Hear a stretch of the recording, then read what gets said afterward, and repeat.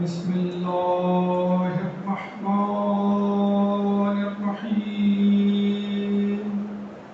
الحمد لله رب العالمين، والصلاة والسلام على أشرف الأنبياء والمرسلين، خاتم النبيين وآله الطيبين الطاهرين المعصومين المظلومين، ولعنة الله على أعدائهم أجمعين من الآن إلى قيام يوم الدين. أما بعد، فقال الله تعالى في قرآنه المجيد والفرقان الحميد: إنما يريد الله ليذهب عنكم الرجس أهل البيت ويطهركم تطهيرا.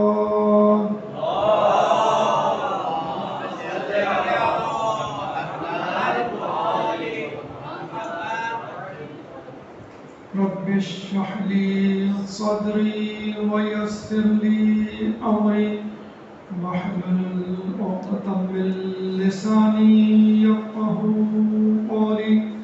إن الله وملائكته يصلون على النبي يا أيها الذين آمنوا صلوا عليه وسلموا تسليما.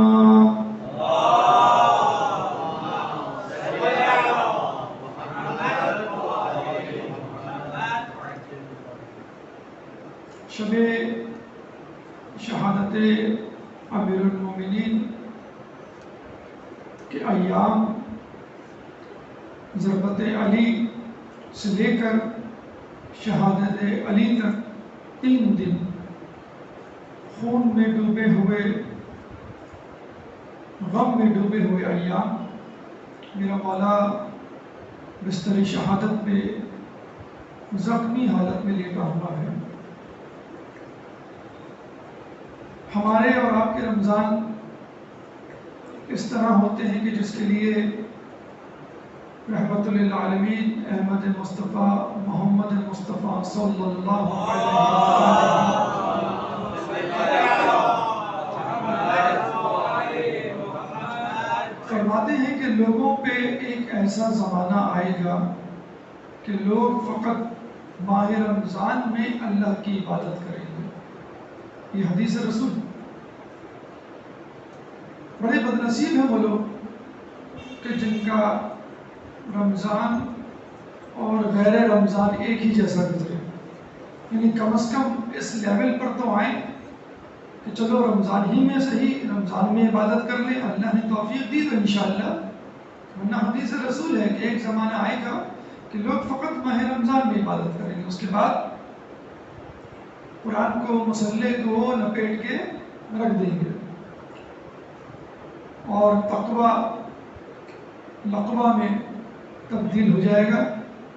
نیکیاں سر سے سین کی طرح غائب ہو جائیں گی، جیسے بازار سے پھینی اور کھجوریں. بازار سے پھینی اور کھجوریں رمضان کے بعد غائب ہو جاتی ہیں، جس طرح تقوی غائب ہو جاتا ہے. بدنصیب ہیں وہ لوگ جن کا ماہ رمضان اور عام دن ایک جیسے گزرے، اور خوش نصیب ہیں کہ جن کا عام دن بھی ماہ رمضان جیسا گزرے. ام سعید مولا کی کنیز، کسی نے پوچھا کہ مولا کے روز و شب کے بارے میں ذرا بتاؤ. جس طرح امام سجاد کی کنیز سے پوچھا تو کیا مختصر جواب ملا کہ دن میں دستر نہیں لگاتی اور رات میں بستر نہیں لگاتی. تو مولا کی کنیز تھی ام سعید، اس سے پوچھا کہ مولا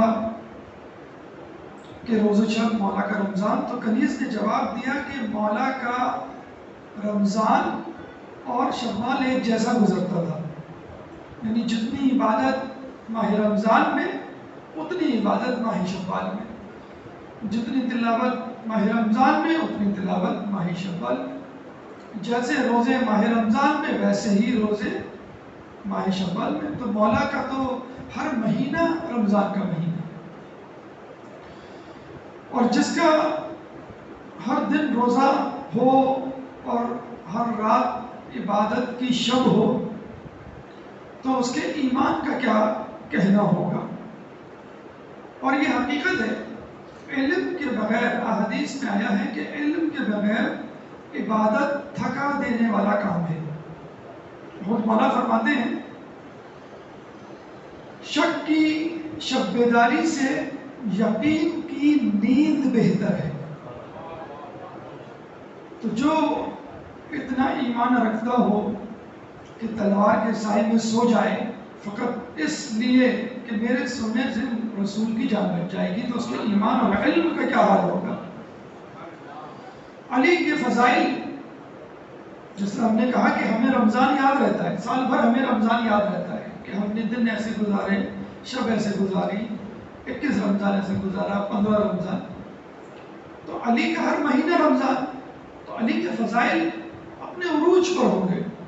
اور کسی نے کیا خوب کہا، بلکہ حدیث رسول ہے کہ اگر دنیا کے تمام درخت قلم بن جائیں، ان کے پتے ورق بن جائیں، دریا سیاہی بن جائیں، تو علی کے فضائل ختم نہ ہوں۔ ایک دفعہ ابن عباس حاکم شام کے دربار میں موجود تھے، قیصر روم سے، روم کے بادشاہ سے ایک شیشی آئی اور کہا کہ اس میں دنیا بھر کی چیزیں بند کر کے دے دو۔ ابھی حاکم شام پریشان، اس زمانے میں روم و فارس دو بڑی سلطنتیں تھیں۔ انہوں نے لوگوں سے کہا کہ بھئی مجھے بتاؤ، حاکم شام نے پوچھا اس کا حل۔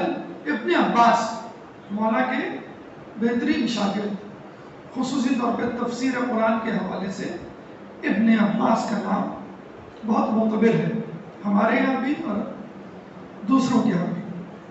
چنانچہ ابن عباس نے کہا کہ اس شیشی میں پانی ڈال کے بھیج دو۔ تو لوگوں نے پوچھا بھائی یہ کیا بات ہوئی، فقط پانی؟ اگر آپ سونا چاندی کو قیمتی دھات کہتے ہیں تو بات سمجھ میں بھی آتی تھی کہ پوری دنیا خرید لے آدمی اس سے، ہیرا کوئی قیمتی، پانی جو بے رنگ ہے، جو بے ذائقہ ہے، جس کا کوئی رنگ نہیں، کوئی ذائقہ نہیں، کوئی بو نہیں۔ تو ابن عباس نے سورہ انبیاء کی آیت نمبر 30 یاد دلائی، وَجَعَلْنَا مِنَ الْمَاءِ كُلَّ شَيْءٍ حَيٍّ، کہ ہم نے ہر جاندار کو پانی سے پیدا کیا۔ تو اس میں انسان کیا، حیوانات کیا، نباتات کیا، سب شامل ہو گئے۔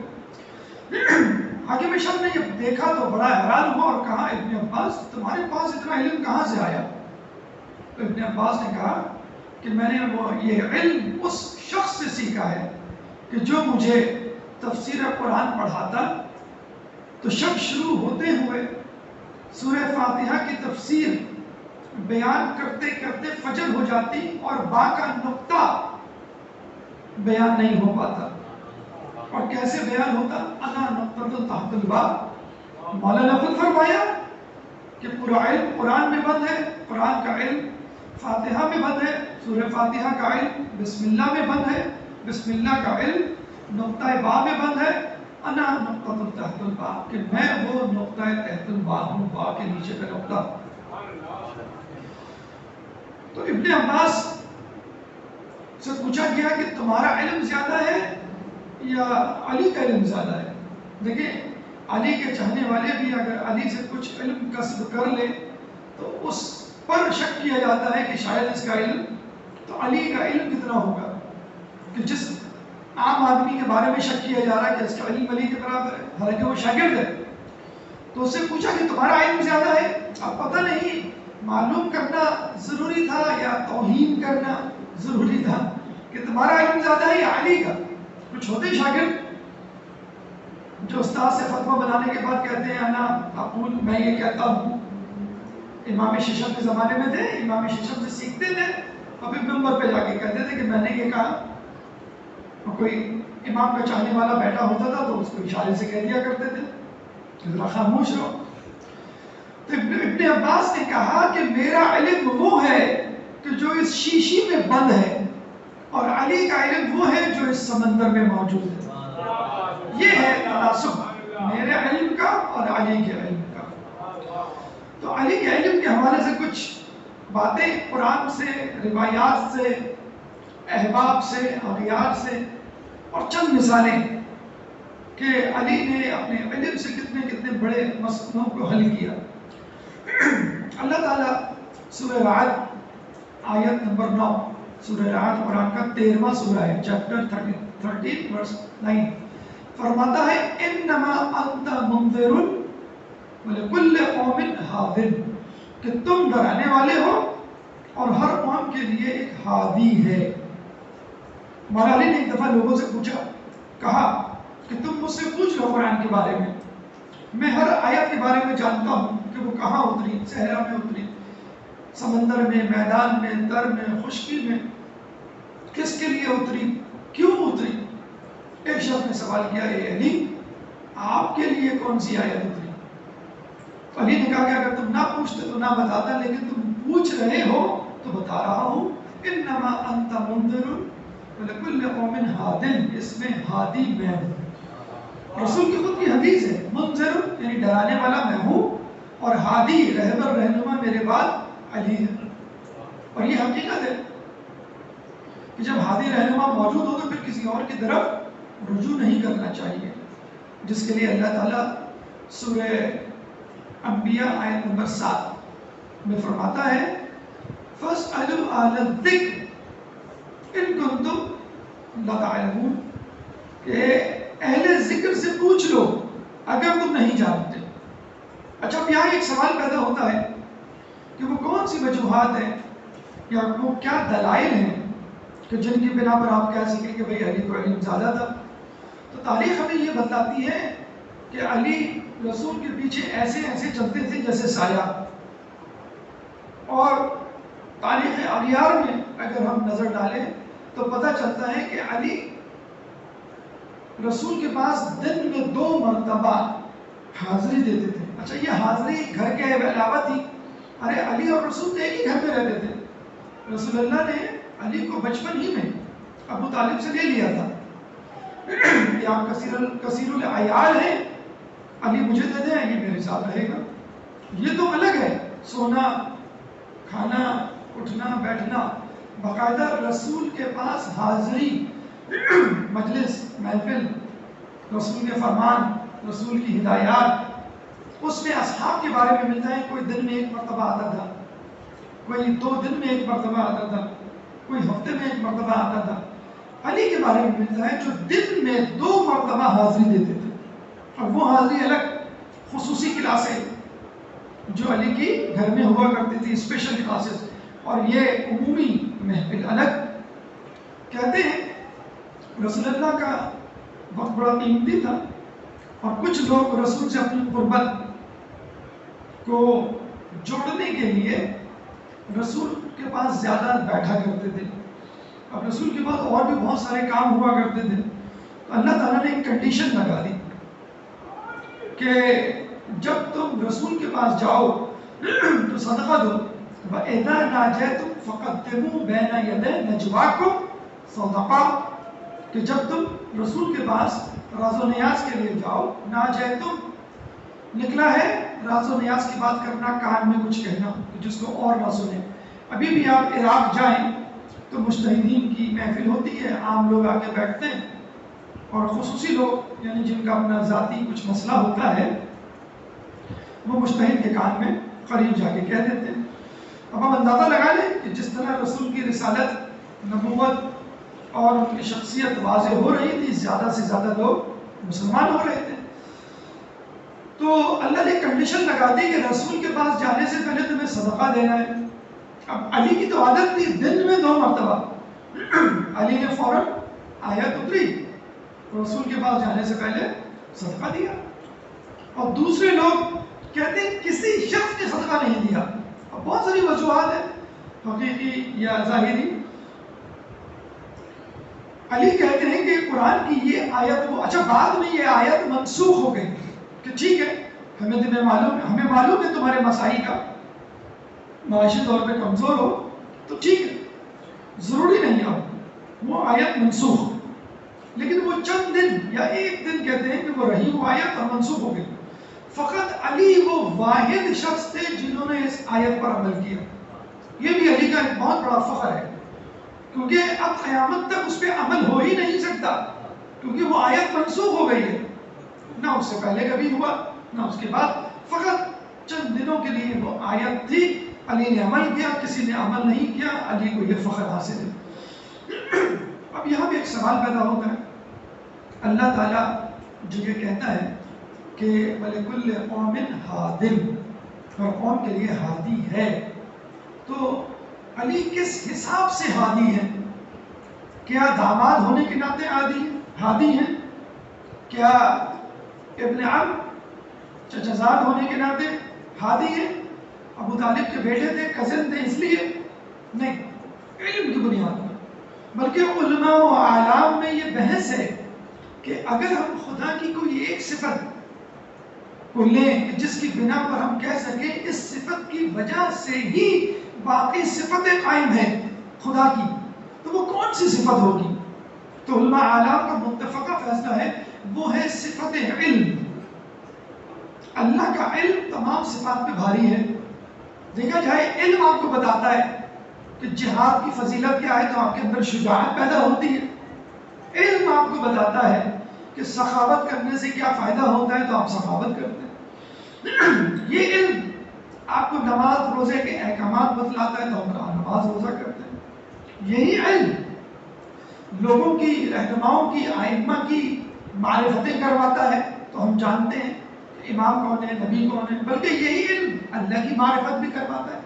تو وہ علم ہے جس کی بنیاد پر انسان لوگوں سے افضل ہوتا ہے. بلکہ خدا علم کی بنیاد پر ہے سب سے پہلے پھر باقی تمام چیزوں کی بنیاد پر کہ وہ خدا ہے. اللہ تعالیٰ نے رہنمائی کی بنیاد علم ٹھہرائی ہے کس طرح؟ سورہ بقرہ آیت نمبر 274 اللہ تعالیٰ یا 247 اللہ تعالیٰ فرماتا ہے قَالَ إِنَّ اللَّهَ اصْطَفَاهُ عَلَيْكُمْ وَزَادَهُ بَسْطَةً فِي الْعِلْمِ وَالْجِسْمِ. جالوت ایک بادشاہ تھا موسیٰ علیہ السلام کے زمانے میں. لوگوں نے آگے شکایت کی کہ بڑا ظالم ہے ہمیں اس سے نجات دلائیے. تو موسیٰ نے ایک لشکر تیار کیا اور اس کا سپہ سالار طالوت کو بنایا. اب طالوت کیسے تھا؟ جیسے رسول کے زمانے میں ابو ذر غفاری، سلیمان فارسی، مقداد بن اسود، عمار یاسر، یعنی مفلس قلاش غریب لیکن علم اور شجاعت اور یقین اور ایمان میں آگے. تو لوگوں نے اعتراض کیا یہ ہمارا سردار بنے گا. ارے یہ تو مفلس غریب ہے اس کا تو کوئی اسٹیٹس نہیں ہے. جیسے ہم کسی سے ملتے جلتے ہیں ہم کیا کہتے ہیں بھائی ہمارے برابر کا نہیں ہے کمتر ہے ذرا سے دور رہو.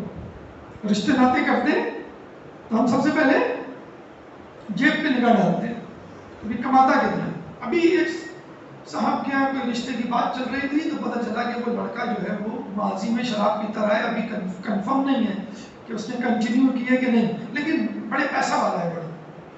بڑی مشکل سے رشتے ملتے ہیں. یعنی لوگوں کو اس بات کی بھی پرواہ نہیں ہے کہ شرابی ہے جواری ہے بے نمازی ہے کیا ہے. تو اللہ نے کہا کہ وہ قال ان اللہ اصطفاہ علیکم ہم نے اس کو تم پر چنا. کیوں؟ کس بنیاد پر؟ کوئی گورنمنٹ امپلائی تھا گزیٹڈ آفیسر تھا 21 کا یا کوئی ایم پی تھا حاکم تھا کیا تھا؟ ان اللہ اصطفاہ علیکم وزادہ بسطۃ فی العلم والجسم. علم کی بنیاد پر اور جسم کی بنیاد پر. علم کی بنیاد پر اور بہادری کی بنیاد پر. بہادری کے چرچے ہم نے آپ کو سنا دیے. جنگ بدر کتنے اور بھی باقی ہیں. علم کی بنیاد پر اگر ہم بات کریں تمام اصحاب اس بات کے گواہ ہیں کہ ہم ایک دوسرے سے تو سوال پوچھتے تھے اور علی سے بھی پوچھتے تھے، لیکن علی کو ہم نے کبھی نہیں دیکھا کہ وہ کسی سے کوئی سوال پوچھ رہے ہو۔ یہ ہسٹری میں کوئی ایک واقعہ دشمنوں کی کتابوں سے نکال کر دکھا دیں کہ جس میں لکھا ہو کہ علی نے فلاں سے یہ سوال پوچھا۔ ہاں، علی سے لوگوں نے سوال پوچھے۔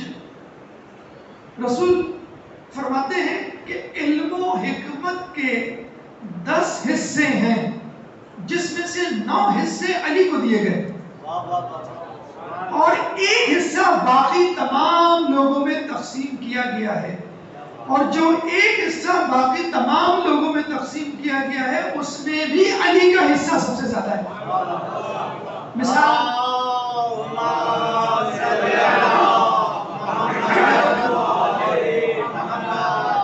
مثال آج کل کے دور میں نوجوانوں کے لیے سمپل سی، جب ٹیم جیتتی ہے سب کھلاڑیوں کو 10-10 ہزار روپے ملتے ہیں، اور جو مین آف دا میچ ہوتا ہے اس کو الگ سے ملتے ہیں۔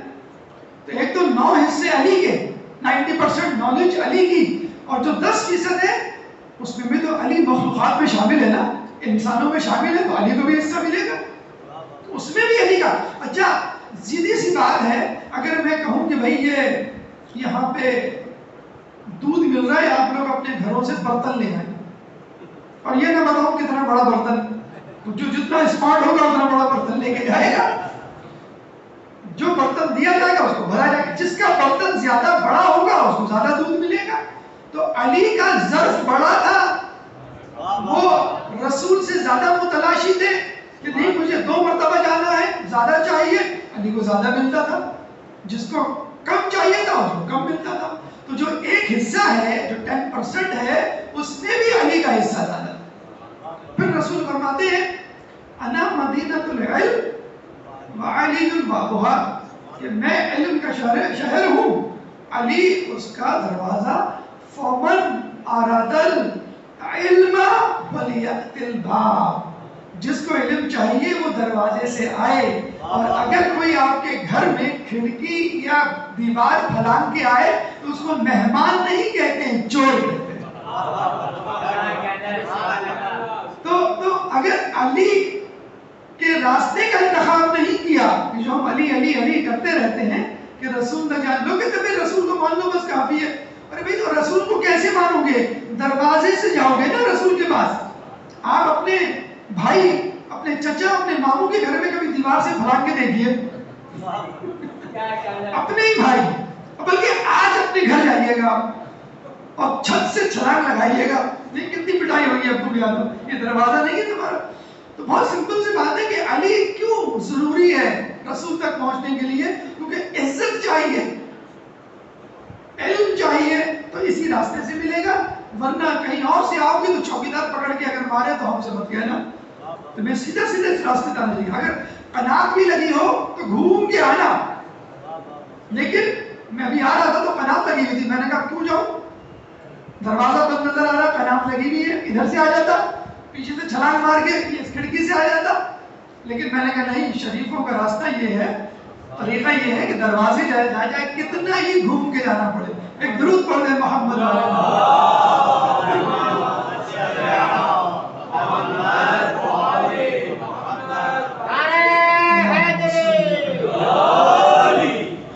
یہ تو ہو گئی رسول کی بات۔ اب آپ کہیں گے بھئی رسول تو چچا زاد تھے، سسر تھے، بنی ہاشم کے تھے، وہ نہیں اگر علی کی تعریف کریں گے، لوگوں نے اس طرح کے بھی الزام لگائے۔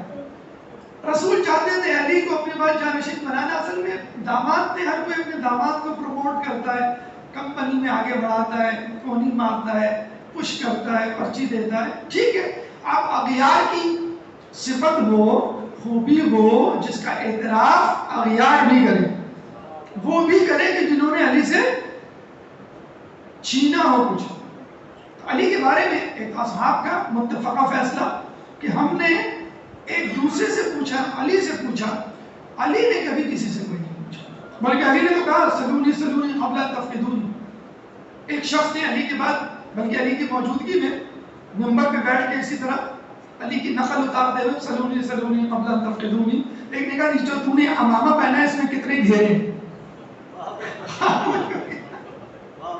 کہ مجھے یہی نہیں معلوم۔ اچھا یہ ہوتا ہے آرمی میں یا کسی بڑے انسٹیٹیوٹ میں اگر آپ کا انٹرویو ہو تو پریزنٹ مائنڈیڈ ہونا بھی دیکھا جاتا ہے نا. آتے ہی بیٹھیں گے, اچھا یہ بتائیں آپ کی قمیض میں کتنے بٹن ہیں. اب آدمی پریشان ہو جائے گا, 10 مرتبہ میں نے قمیض پہنی ہے, مجھے بٹن بھی دکھا دیں. تو ایسے بھی لوگ ہوتے تھے, اور پھر اللہ تعالیٰ پھر ان کو مزہ بھی چکھاتا تھا. تو بہرحال یہ تو اپنوں کی بات ہو گئی, رسول کی بات ہو گئی, چھوڑیں اس کو. خلیفہ اول فرماتے ہیں کہ خدا مجھے وہ دن نہ دکھلائے کہ میں کسی مشکل میں گرفتار ہوں اور علی موجود نہ ہوں. یعنی وہ خلیفہ اول کے بھی مشکل کشا. خلیفہ دویم فرماتے ہیں لولا علی لہلک عمر, اگر علی نہ ہوتے تو عمر ہلاک ہو جاتا.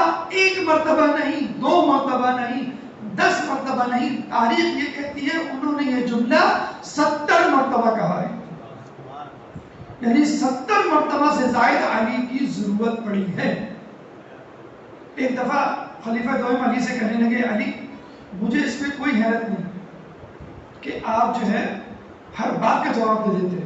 مجھے پتا تھا کہ رسول کا شاگرد ہے یہ, مجھے اس بات کی کوئی حیرت نہیں کہ آپ ہر بات کا جواب دیتے ہیں, لیکن کم از کم کچھ ٹھہر کے توقف کر کے ذہن پہ زور ڈال کر جواب دیا کریں. آپ ایک دم سے جواب دے دیتے, ایک دم سے کوئی جواب دے گا تو غلطی کا امکان ہے نا.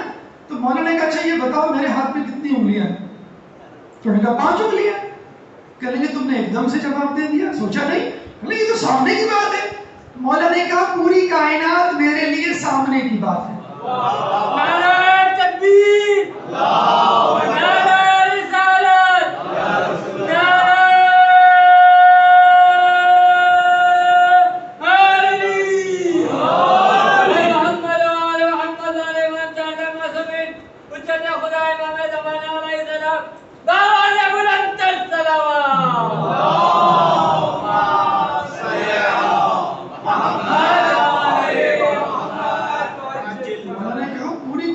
میرے سامنے ایسے ہیں کہ جیسے کوئی ہتھیلی میرے سامنے, میرے ہاتھ کی ہتھیلی میرے سامنے, میرے لیے سوچنے کی کیا ضرورت. یہی وجہ تھی کہ مولا فرماتے تھے کہ میں آسمانوں کے راستوں کو زمین کے راستوں سے زیادہ جانتا ہوں. اور یہ کہا کرتے تھے کہ لو کو شفل غطا ما ازددت یقینا, اگر حجابات ہٹ جائے تو میرے ایمان میں اضافہ نہ ہو. بھئی اضافہ تو اس کو ہوگا نا جس کو معلوم نہ ہو کہ دیوار کے پیچھے کیا ہے. مجھے معلوم ہے دیوار کے پیچھے ایک سڑک ہے, اب دیوار توڑیں گے تو میں حیران نہیں ہوں گا, ارے سڑک کہاں سے آ گئی, کیوں میں نے دیکھی بھی سڑک. تو علی نے آسمانوں کی سیر کی ہوئی ہے, اور جب وہ آسمانوں کے عجائبات لوگوں کو بتاتے تو لوگ حیران ہو جاتے, حقائق بتاتے تو کچھ لوگ پریشان ہو جاتے, ناراض بھی ہو جاتے. فطرت نے مجھے بخشے ہیں جوہر ملکوتی, خاکی ہوں مگر خاک سے رکھتا نہیں پیوند, اپنے بھی خفا مجھ سے بیگانے بھی ناخوش, میں زہر حلال کو کبھی کہہ نہ سکا پن. تو میں زہر کو قند یعنی شکر قندی نہیں کہہ سکتا. زہر زہر ہے, قند قند ہے, حق حق ہے, باطل باطل ہے. لوگوں نے اپنے حکمرانوں سے ظلم کی وجہ سے نفرت کی, اور مجھ سے میرے عدل کی وجہ سے نفرت کی. خلیفہ سویم جب باغیوں کے نرغے میں تھے تو مروان بن حکم کو حکم دیتے تھے کہ جاؤ علی سے پوچھو مجھے کیا کرنا چاہیے. اتنی مرتبہ بھجوایا مروان کو علی کے پاس کہ علی کو کہنا پڑا کہ جاؤ خلیفہ کو کہہ دو کہ مشورے مجھ سے مانگتے ہو اور کرتے وہی ہو جو مروان کہتا ہے. یہ وہی مروان بن حکم کہ جس نے معاویہ ابن یزید کو قتل کروا کے پھر اپنی بنو امیہ کی مروانی شاخ کی داغ بے ڈالی. اور یہی وہ مروان ہے کہ جس کو حدیث یاد تھی علی کے فضائل کی, اور جب اس نے ایک شخص کو طلب کیا جس کو 10,000 علی کے فضائل یاد تھے, تو یہ کہہ کر وہ حدیث سنائی تھی کہ تو وہ 10,000 حدیثیں بھول جائے گا جو میں حدیث تجھے سنانے جا رہا ہوں. یہ وہ مروان تھا. اس کا تذکرہ میرے خیال میں پہلی مجلس میں کر چکا ہوں کہ جس نے اپنی آنکھوں سے دیکھا اور اپنے کانوں سے سنا کہ رسول اللہ نے کس طرح بتایا کہ لوگوں تم میں سب سے افضل علی ہے. یہ وہی مروان تھا، کہتا تھا کہ میرے پیچھے بنو امیہ کے لوگ پڑے رہتے تھے قتل کرنے کے لیے، لیکن میں چھپتے چھپاتا، کیونکہ بنو امیہ میں بھی ڈویژن تھے. مروانی شاہ معاویہ ابن یزید جو علی کا شیعہ تھا، اس کو مارنے کے بعد مروانی شاہ کا. بہرحال تو یہ تینوں خلیفہ، جب تینوں خلیفہ علی کے لیے یہ کہہ سکتے ہیں کہ ہم نے علی ہی سے حکومت آگے بڑھائی ہے، تو پھر عام لوگوں کا کیا کہنا؟ علامہ اقبال تو وہ تو ہیں ہی علی کے دیوانے. جب علی کی تعریف کرنی شروع کی آخری وقت میں، تو لوگوں نے کہا کہ بھی خیریت تو ہے، کیا ہو گیا آپ کو، آپ ذرا اپنا تعارف کروائیں. تو انہوں نے کہا ہے اس کی طبیعت میں تھوڑا سا تشیع بھی، تفضیل علی ہم نے سنی اس کی زبانی. پھر لوگوں نے کہا کہ بھئی تھوڑا سا ہمیں شک ہو رہا ہے، کھل کے بتائیں. یہاں پہ لوگوں کو شوق بھی بہت ہے نا ہمیں کھولنے کا. تو علامہ اقبال نے کہا پوچھتے کیا ہو مذہب اقبال، یہ گناہگار ابو ترابی ہے. پوچھتے کیا ہو مذہب اقبال، یہ گناہگار ابو ترابی ہے. قرآن میں آتا ہے کہ کچھ لوگ قیامت میں کہیں گے یا لیتنی کنت ترابا، کاش میں مٹی میں ہوتا. لوگ کہتے ہیں کہ اس کی اصل تفسیر یہ ہے، یہ نہیں ہے کہ کاش میں مٹی میں ہوتا. اصل تفسیر یہ ہے کہ کاش میں مٹی والا یعنی ابو ترابی ہوتا، آج میری بخشش ہو جاتی. کوفی عنان، اس کا تو کوئی تعلق نہیں نا اسلام سے، وہ تو کبھی نہیں آتا ہوگا نا علی کے بعد کسی بھی حوالے سے. اس نے جب علی کی سیرت پڑھی تو اس نے کہا کہ میں نے پوری تاریخ میں، دنیا کی تاریخ میں علی جیسا منصف مزاج حکمران نہیں دیکھا. راجیو گاندھی، اندرا گاندھی کا بڑا بیٹا، وہ کہتا ہے کہ جب میں نے نہج البلاغہ میں موجود علی کا خط جو مالک اشتر کو لکھا، جب ان کو مصر کا گورنر بنایا، بہت مشہور خط ہے، کئی زبانوں میں اس کا ترجمہ ہوا. تو جب میں نے وہ خط پڑھا تو میں نے لوگوں کو کہا، اپنی حکومت کو کہا کہ خدارا اس خط کو پارلیمنٹ میں لٹکا دیا جائے. اگر ہم نے ان ہدایات میں سے آدھی ہدایات پر بھی عمل کر لیا تو ہندوستان کی حکومت دنیا کی مضبوط ترین حکومت ہوگی. ارے انہوں نے نہیں کیا، وہ تو کافر تھے، ہم کو تو کرنا چاہیے تھا، کم از کم ہمیں تو کرنا چاہیے تھا. جارج جرداق، عیسائی مصنف لبنان کا، بہت بڑا عاشق علی، اس نے 4 کتابیں لکھی ہیں علی پر. علی ندائے عدالت انسانی یعنی آواز عدالت انسانی، علی اور انقلاب فرانس، علی اور عرب نیشنلزم، علی اور سقراط. اس نے کمپیریزن کیا ہے، تم لوگ سقراط کو فلسفے کا استاد کہتے ہو، علی سقراط کا بھی استاد. 4 کتابیں لکھی ہیں، 1914 میں اس کا انتقال ہوا ہے. اس نے کتاب لکھی علی آواز ندائے عدالت انسانی، یعنی انسانیت کے انصاف کے لیے ایک آواز جو اٹھی اس زمانے میں. کتاب لکھی، پبلشر کے پاس گیا، پبلشر نے کہا پاگل ہوئے ہو، کون خریدے گا، کون پڑھے گا یہ کتاب، تمہیں عیسیٰ علیہ السلام کے لیے کتاب لکھنی چاہیے، تم عیسائی ہو، کوئی تم مسلمان. اچھا لبنان میں تو تقریباً آدھے کا حساب ہے، آدھے عیسائی آدھے مسلمان. اب یہ پریشان، کوئی عیسائی چھاپ نہیں رہا، رانگ نمبر کیوں لکھی تم نے؟ تم نے کہا چلو علی والوں کے پاس جاتا ہوں. اب یہ گیا مسلمانوں کے پاس، اب اس کو کیا معلوم کہ مسلمانوں میں الگ الگ لوگ ہیں. ان سے جا کے پوچھا، انہوں نے کہا بھائی پاگل ہوئے ہو، تم عیسائی ہو، علی مسلمان، کون تمہاری باتوں پہ یقین کرے گا، ہم تو نہیں چھاپتے یہ کتاب. اب یہ کتاب کا مسودہ ہاتھ میں لے کر گرجا گھر گیا اور اللہ سے دعائیں مانگنے لگا اور رونے لگا. پادری بیٹھا اس کو دیکھ رہا تھا. پادری نے اس کو اپنے پاس بلایا، کہا کیا مسئلہ ہے؟ اس نے کہا یہ کتاب ہے، کتاب چھاپنے کے لیے تک تیار نہیں ہے، بہترین کتاب ہے، 40 سال لگائے اس نے اس کتاب کو لکھنے میں. اس نے کہا کس پہ لکھی ہے؟ کہہ علی پہ. علی پہ؟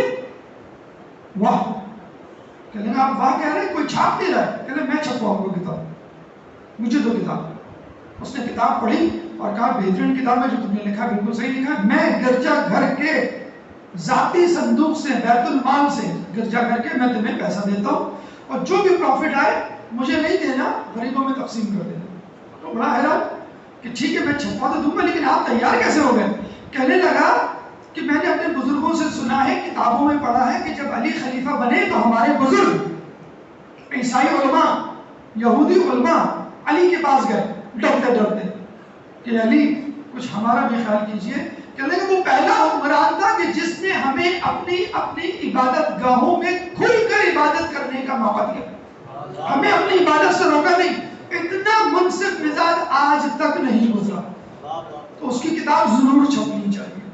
یہ ہے کوفی عنان، یہ ہے راجیو گاندھی، یہ ہے جارج جردو، خلفاء اور اصحاب اور باقی لوگ تو بہت دور کی بات۔ تمام لوگوں نے علی کی علمیت انصاف کی گواہی دی ہے۔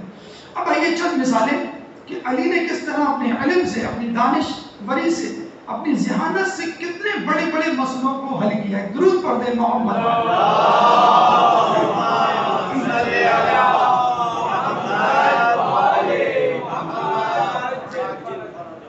ہمارے مضامین میں سب سے اہم مضمون حساب کا ہوتا ہے، اور جن کو حساب پسند ہوتا ہے وہ سینہ تان کے کہتے ہیں حساب تو قیامت میں بھی ہوگا۔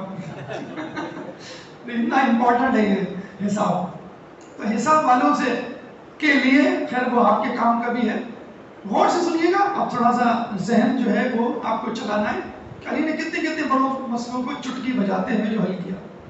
ایک یہودی آپ کے پاس آیا، علی گھوڑے پہ سوار ہو رہے تھے، ایک پیر رکاب میں تھا اور دوسرا پیر زمین سے اٹھایا ہی تھا۔ یہودی نے آ کے پوچھا علی مجھے ایک ایسا عدد بتائیں جو 1 سے لے کے 10 تک تقسیم ہو جائے، سے تقسیم ہو جائے، ایسا عدد جو 1 سے بھی تقسیم ہو، 2 سے بھی تقسیم ہو، 3 سے بھی، 4 5 6 7 8 9 10 سب سے تقسیم ہو جائے۔ ایک ہی عدد ہے پوری گنتی میں، چاہے وہ لاکھوں کی گن لیں آپ ہزاروں کی گن لیں۔ علی واپس نہیں ہوئے، ریورس گیئر نہیں لگایا، نہ بیٹھ کر سکون سے تحمل سے جواب دیا، پیر ہوا میں تھا، زین پر بیٹھے نہیں تھے اور جواب دے دیا ہفتے کے دنوں کو سال کے دنوں سے ضرب دے دو، ہفتے کے دنوں کو سال کے دنوں سے ضرب دے دو، 7 ضرب 365، ہفتے کے 7 دن اور سال کے 365، کیا جواب آئے گا؟ 2520۔ 1 سے بھی تقسیم ہو جائے گا، 2 سے بھی تقسیم ہو جائے گا، 3 4 موبائل موجود ہے، تقسیم کر کے ابھی دیکھیے ورنہ مجھے تقسیم کر دیے گا۔ تو 2520 جواب آئے گا 2520۔ گھوڑے پہ بیٹھے ہی اور جواب دے دیا۔ پھر جو ہے اچھا وہ تھا ذوذاق قلب، جسے کہتے ہیں نا ہائیسٹ کامن فیکٹر، مطلب ایک آسان جملوں میں نے لفظوں میں بتا دیا کہ 1 سے 10 ہر عدد اس کو تقسیم کر سکتا ہے۔ ایک شخص آیا اور کہنے لگا علی ہمارے پاس دو افراد آئے، کہنے لگے علی ہم دونوں راستے میں جا رہے تھے، میرے پاس 5 روٹیاں تھیں، اس کے پاس 3 روٹیاں تھیں، رستے میں ایک شخص ملا، ہم تینوں نے درخت کے نیچے بیٹھ کر وہ کھانا کھایا، سب نے مل بانٹ کے روٹیاں کھائیں، وہ جو شخص اجنبی ملا تھا اس نے مجھے 8 درہم دے دیے ہم لوگوں کو۔ اب اس کے جانے کے بعد جس کی 5 روٹیاں تھیں اس نے 5 درہم لے لیے اور جس کی 3 روٹیاں تھیں اس کو 3 درہم دے دیے۔ جو 3 درہم لے والا تھا اس نے کہا نہیں میں تو 4 لوں گا کیونکہ روٹیاں سب نے برابر برابر کھائی ہیں، 4 تمہارے 4 میرے۔ وہ کہہ رہا بھائی میری روٹیاں زیادہ تھی مجھے زیادہ ملنا چاہیے، تمہاری روٹیاں کم تھی تمہیں کم ملنا چاہیے۔ اب میں کیسے کیلکولیٹ کر کے بتاؤں ایگزیکٹلی کس نے کتنا کھایا، لیکن بہرحال 5 تھی میری، 5 درہم میرے ہو گئے اور 3 تمہارے ہو گئے۔ بہت سمپل سی بات۔ اس نے کہا نہیں فیصلہ کریں گے، کسی سے کروائیں گے۔ کہنے لگا چلو مولا علی سے بہتر کون فیصلہ کرے گا۔ مولا علی کے پاس گئے، مولا علی نے کہا کیا مسئلہ ہے؟ تو 5 روٹی والا کہنے لگا کہ بھئی ایسا ہے، 8 درہم میں 5 میں لینا چاہتا ہوں کیونکہ 5 میری روٹیاں تھیں، 3 اس کو دینا چاہتا ہوں، اس کی 3 روٹیاں تھیں یہ مان نہیں رہا۔ علی نے کہا تو کیا چاہتا ہے؟ تو 3 روٹی والا کہنے لگا مولا علی ہم سب نے برابر برابر کھایا ہے، عدل ہونا چاہیے، 4 اس کے 4 میرے۔ مولا نے کہا کہ 3 لے لیں۔ اس نے کہا نہیں 4 لوں گا. کہنے لگا 3 لے لے ورنہ 3 بھی جائیں گے ہاتھ سے. اگر میں نے انصاف کیا 3 بھی جائیں گے. اس نے کہا علی مجھے آپ کا انصاف منظور ہوگا, آپ انصاف کریں. علی نے کہا آپ غور سے سنیے. علی نے کہا کہ اگر تمہارے پاس 1 روٹی ہوتی تو کیسے کھاتے؟ انہوں نے کہا کہ 1 روٹی کو 3 حصوں میں تقسیم کر دیتے, 1 تہائی 1 تہائی 1 تہائی, اور ہر آدمی 1/3 1/3 1/3 کر کے کھا لیتا. کہنے لگا علی نے کہا کہ اچھا اب ایسا کرو, تمہارے پاس جو 5 روٹیاں ہیں ان کو 3 سے 3 میں تقسیم کرو, یعنی 3 سے ضرب دو. 5 ضرب 3 کتنے ہوئے؟ 15. یعنی 5 روٹی والی کے پاس کتنے ٹکڑے ہوئے؟ 15 ٹکڑے. اس سے پوچھا تمہاری کتنی روٹیاں تھیں؟ اس نے کہا 3. کہیں گے 3 ضرب 3, کیونکہ 3 ٹکڑے کرنے ہیں نا. تمہارے پاس کتنے ٹکڑے ہوئے؟ 9. اب روٹیوں کو بھول جاؤ, اب ٹکڑوں کو یاد رکھو. 5 والے کے پاس 15 ٹکڑے اور 3 والے کے پاس 9 ٹکڑے. کتنے ہوئے ٹوٹل؟ 24 ٹکڑے ہوئے نا. اب 24 ٹکڑے 3 بندوں نے کھائے برابر برابر, کتنے کھائیں گے؟ 8 یا 24, 8 8 8 8. اس اجنبی نے کھائے وہ تو چلا گیا, ٹھیک ہے. اس سے کہا 5 روٹیوں والے سے تمہارے کتنے ٹکڑے تھے؟ اس نے کہا 5 ضرب 3 15 ٹکڑے. تم نے کتنے کھائے؟ 8. کتنے بچے 15 میں سے؟ 8 کھا لیے تو 7 روٹی کے ٹکڑے تم نے دے دیے. تو جو 7 ٹکڑے دیے ہیں اس کے 7 درہم تمہارے ہوئے. اب جو 3 روٹی والا تھا اس سے پوچھا 3 ضرب 3 کتنے ٹکڑے ہوئے تمہارے؟ 9 ٹکڑے. تم نے کتنے کھائے؟ 8 کھائے نا سب نے. اس نے کہا میں نے 8 کھائے, تم نے 8 کھا لیے, کتنے بچے؟ 1 تم نے دیا, اس 1 کے بدلے 1 درہم تمہارا ہوا. تم 3 مانگ رہے تھے, میں نے کہا تھا 3 لے لو, وہ دے رہا تھا 3, وہ دے رہا تھا 3, اور تم کہہ رہے تھے 4, تو میں نے کہا تھا 3 بھی نہیں ملیں گے, اب 1 ملا. ایک درود پڑھتے محمد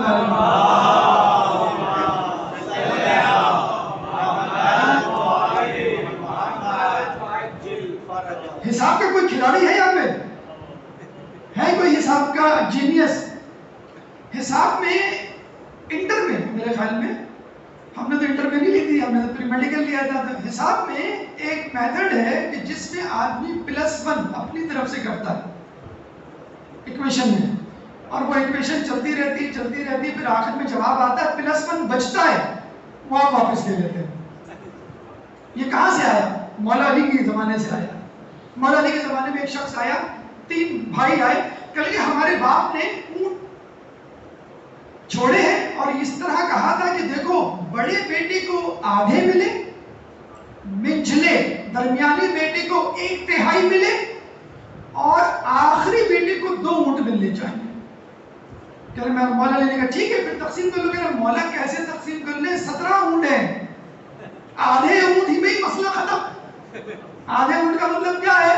16.5. تو 1 اونٹ تو شہید ہو جائے گا, اس کا فائدہ کیا؟ تو مولا نے اپنا 1 اونٹ ان 17 اونٹوں میں شامل کر دیا. کتنے ہو گئے؟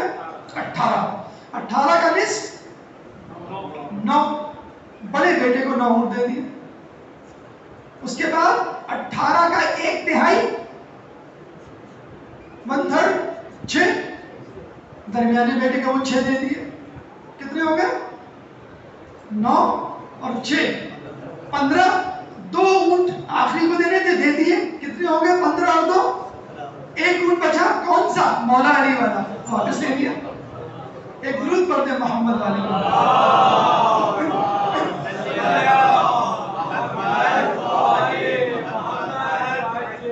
پری انجینئرنگ کی بات ہو گئی, پری میڈیکل کی بات ہو جائے.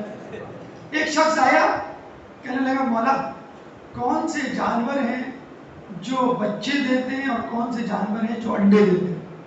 مولا نے کہا کہ جن کے کان باہر ہوتے ہیں وہ بچے دیتے ہیں, اور جن کے کان اندر ہوتے ہیں وہ انڈے دیتے ہیں.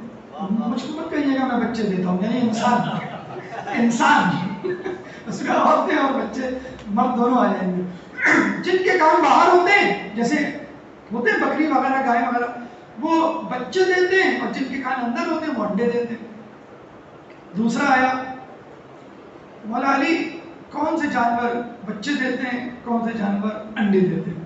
اچھا مولا کہہ سکتے تھے ابھی تو بولا استاد کے پاس کوئی دوسرا ہے, اس سے لے دو ہوم ورک, یہ بھی نہیں کروایا. یہ کیسے ممکن ہے ایک آدمی آئے مولا کو کہے مولا گندم دے دو, مولا نے گندم دے دیا, پھر دوسرا ہے مولا گندم دے دو, مولا یہ کہیں گے دے تو دیا, اس کو بھی دینا ہے. اب یہ جو سوال کر رہا ہے سوال پرانا صحیح, جواب نیا ہونا چاہیے, پھر مولا کس بات کے؟ تو مولا نے کہا کہ دیکھو جو جانور دودھ پلاتے ہیں وہ بچے دیتے ہیں, اور جو دانا چراتے ہیں وہ انڈے دیتے ہیں. اب یہ چلا گیا. اب تیسرا آیا مولا کون سے جانور بچے دیتے ہیں, کون سے جانور انڈے دیتے ہیں؟ تو مولا نے کہا درود پڑھ دے محمد والے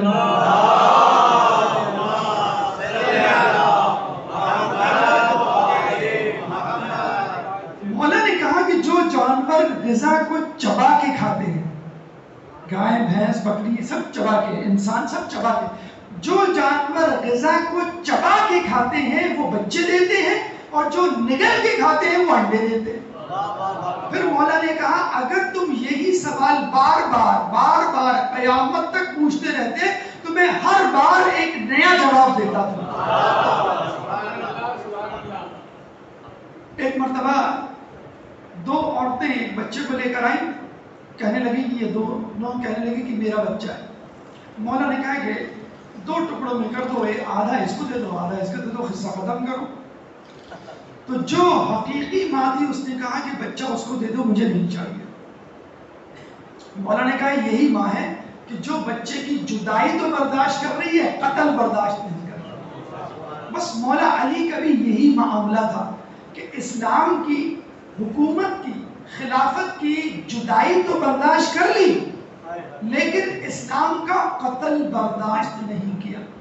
بالکل ویسے ہی معاملہ ہے, اس کا جواب بھی اسی میں پوشیدہ ہے. اگر کوئی کہے کہ مولا آپ سمجھتے ہیں خلافت کے حقدار تھے تو اپنے حکمرانوں کو مشورے کیوں دیتے تھے؟ بھئی بہت آسان سا جواب ہے.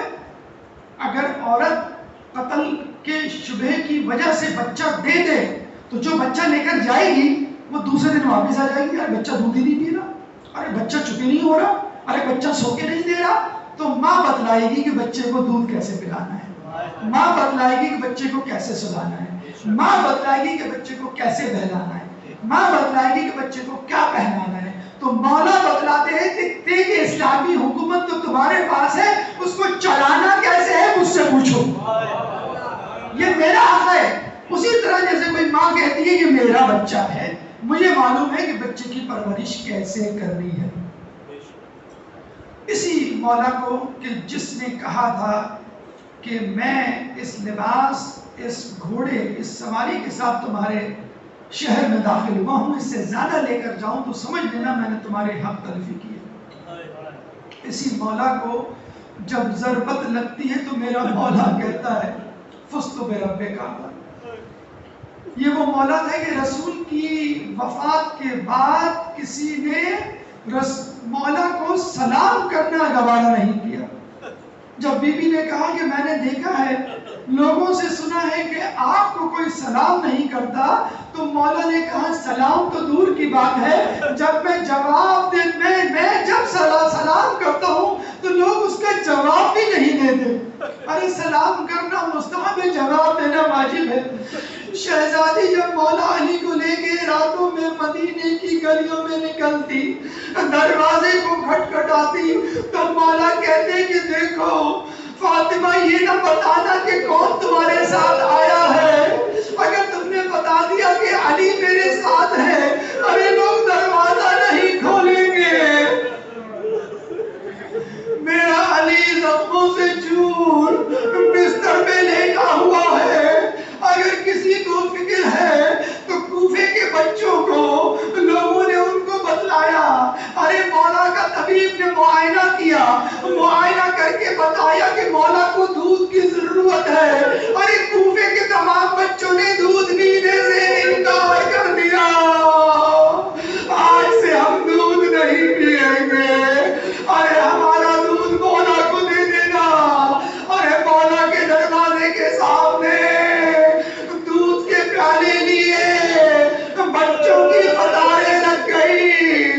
بچوں نے کھانا پینا چھوڑ دیا، میرا مولا بستر مرگ پر، بستر شہادت پر ایک ایک کر کے اپنے بچوں کو بلا رہا ہے، اس کا ہاتھ حسن مجتبیٰ کے ہاتھ میں رکھ رہا ہے، اب یہ تمہارا مولا آقا ہے، یہ تمہارا رہبر و رہنما ہے۔ ارے آخر میں عباس علمدار کو بلایا، عباس کا ہاتھ حسین کے ہاتھ میں رکھا اور کہا حسین عباس تمہارے حوالے۔ اس کے بعد بیٹی زینب کو بلایا، زینب کے شانے پر زخمی ہم سر رکھا، معلوم نہیں کیا کہا۔ ارے وہ زینب جس کے لیے میرا مولا جنت البقیع کے چراغ بجھا لیا کرتا تھا، کہ میں یہ بھی نہیں چاہتا کہ زینب کا قد و قامت کسی کو پتہ چلے۔ ارے زینب جب کوفے میں آئی تھی تو مولا نے کوفے کے بازاروں کا چکر لگایا، یہ فلاں مقام ہے، یہ فلاں موڑ ہے۔ زینب نے کہا بابا ارے میدان اور کوچہ و بازار تو بیٹوں کو دکھائے جاتے ہیں، آپ مجھے بازار کیوں دکھلا رہے ہیں؟ ارے وہ وقت بھی آیا جب شام کا بازار، زینب چلتے چلتے تھک گئی تو ایک طرف سائے میں بیٹھ گئی۔ لوگوں نے کہا پھوپھی اماں آپ کیوں بیٹھ گئی؟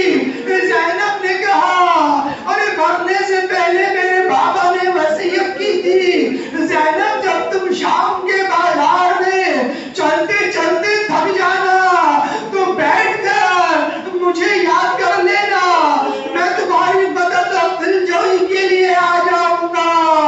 زینب نے گریہ شروع کیا، اپنے بابا کو یاد کرنا شروع کیا، ایک دم سے گریہ ختم ہوا، زینب خاموش ہوئی، یکدم کھڑی ہوئی کہتے ہوئے السلام علیکہ یا ابتا۔ سیالم الذی ظلم وہی منقلب ینقلب باری علیہ سبیل سے عبادت کو اپنی بارگاہ میں قبول فرما، جو کچھ پڑھا سنا اس پہ عمل کرنے کی توفیق عطا فرما، جو پریشان حال ہیں ان کی پریشانی کو دور فرما، جو بے روزگار ہیں ان کے رزق حلال میں برکت عطا فرما، جو مقروض ہیں ان کے قرضوں کو ادا فرما، جو زندان میں ہیں ان کو رہائی عطا فرما، جو سفر میں ہیں ان کو منزل عطا فرما، جو گمشدہ ہیں ان کو ان کے پیاروں سے ملا۔ کرونا اور اس جیسی متعدی بیماری میں جو مبتلا ہیں ان سے ان بیماریوں کو دور فرما، دنیا میں مسلمان جہاں جہاں ظلم و ستم کا نشانہ بنے ہوئے ان سے ظلم و ستم کو دور فرما، امام کے ظہور میں تعجیل فرما، ہمیں ان کے انصار و اعوان میں شامل فرما۔ ایک سورہ فاتحہ